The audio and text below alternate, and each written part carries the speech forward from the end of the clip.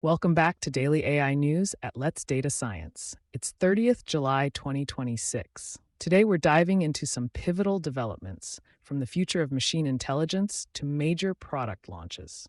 Let's get to it. Our top story today, Moonshot AI has released the full weights and technical report for Kimi K3, making its frontier scale open weight model available for self-hosted evaluation rather than only through hosted apps and application programming interfaces. According to the official release, Kimi K3 is a 2.8 trillion parameter mixture of experts model that activates 104 billion parameters per token, supports a context window of more than 1 million tokens, and accepts both text and image inputs. The company says the model uses 16 of 896 experts through sparse routing and recommends deployments on supernode configurations with at least 64 accelerators. Moonshot also lists VLLM, SGLang, and token speed as supported inference paths. The release is significant because teams can now inspect and deploy the model themselves, although it is an open weight release rather than publication of the training data or full training process. For practitioners, the key questions now shift from benchmark headlines to licensing, distributed serving, quantization behavior, routing efficiency, and real-world latency and throughput on their own infrastructure. From model deployment to the infrastructure that powers it, Meta and BlackRock have announced a venture to own and develop Meta's 1 gigawatt data center campus in El Paso, Texas.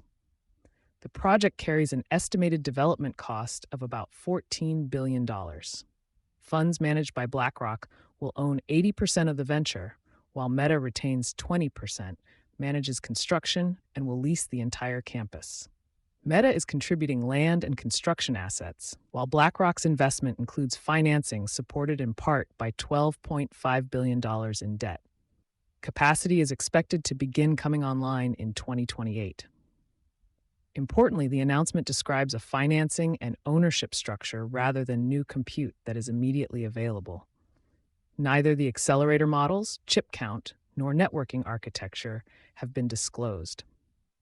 For infrastructure planners, the 1 gigawatt figure signals the scale of Meta's long-term AI ambitions, but practical deployment timelines still depend on construction, power delivery, and installation of production hardware. Shifting from infrastructure to enterprise adoption, Microsoft used its latest earnings call to report that average weekly engagement with Microsoft 365 Copilot is now on par with Outlook and Teams. Chief Executive Officer Satya Nadella also said conversations per user nearly doubled year over year, while Microsoft reported more than 30 million paid Microsoft 365 Copilot seats, up from more than 20 million the previous quarter.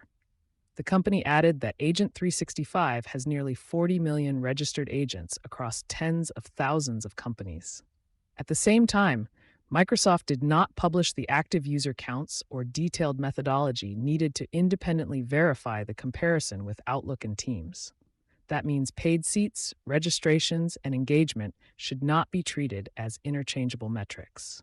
For enterprise teams, the announcement is still an important signal that Copilot is moving beyond pilot deployments. But organizations should continue measuring licensed users, active usage, workflow outcomes, and business impact separately. Continuing the focus on enterprise AI, MinIO has introduced AI Store Memory, a customer-controlled persistence layer designed for long-running AI agents. Rather than changing the underlying model, AI Store Memory separates persistent state into 3 services: long-term memory for facts, decisions, and evidence, a workspace for active files and intermediate artifacts, and a vault for encrypted credentials with task-specific access. MinIO says its agent biography feature records what an agent examined, decided, produced, and left unfinished, allowing future runs to reuse relevant context without replaying entire conversation histories. The company argues this improves governance while reducing token usage and latency. However, the announcement does not include pricing, latency measurements, retrieval benchmarks, or independent production results. Organizations evaluating the platform will still need to test retrieval quality, authorization controls, auditability, deletion behavior, and operational reliability before treating durable agent memory as production ready. Looking at business performance, Meta reported second quarter revenue of $60.8 billion, up 28% year over year. Advertising generated $59.36 billion, while the company said 9 million small businesses now use at least one of its AI ad creative tools. Meta did not isolate how much of its revenue growth was directly caused by those AI systems. Turning to platform policy, TikTok has issued election guidelines ahead of Israel's October 27th Knesset election. The rules require labels for realistic AI-generated or altered content, prohibit paid political advertising, and allow removal of synthetic media that could mislead voters or impersonate politicians. TikTok also says it has created a dedicated election task force and will launch an in-app election center. From social platforms to search, Digiday reports that publishers are again debating whether to block Google's crawlers as AI-generated answers reduce referral traffic. A broad Googlebot block can also remove content from Google Search and Google News, making the decision commercially risky. In the United Kingdom, Competition and Markets Authority requirements are intended to provide more specific controls over generative AI use.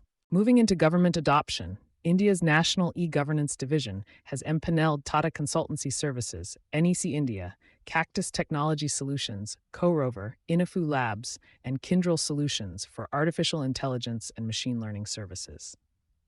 The two-year panel creates a common procurement route for ministries and public sector bodies, but does not guarantee project awards or deployments. Shifting to AI safety, a wrongful death lawsuit filed by the family of Christian Faith Madison names OpenAI, Chief Executive Officer Sam Altman, and GPT-4o. The complaint alleges ChatGPT fostered emotional dependency and reinforced delusional beliefs before Madison's death. These are allegations in an unadjudicated civil complaint and have not been established as findings of fact. OpenAI had not publicly responded in the reporting reviewed. And finally, a systematic review led by Zora Suey examined 239 studies of artificial intelligence in deep brain stimulation for movement disorders. Published in NPJ Digital Medicine, the review concludes that most systems remain at early to intermediate stages of translational readiness, with limited external validation and a continued need for prospective clinical evaluation. And that's your AI briefing for today. The landscape is moving faster than ever, and we'll be here to track it with you. For more insights, visit us at letsdatascience.com. Thanks for tuning in, stay curious, and we'll be back tomorrow with the latest in AI.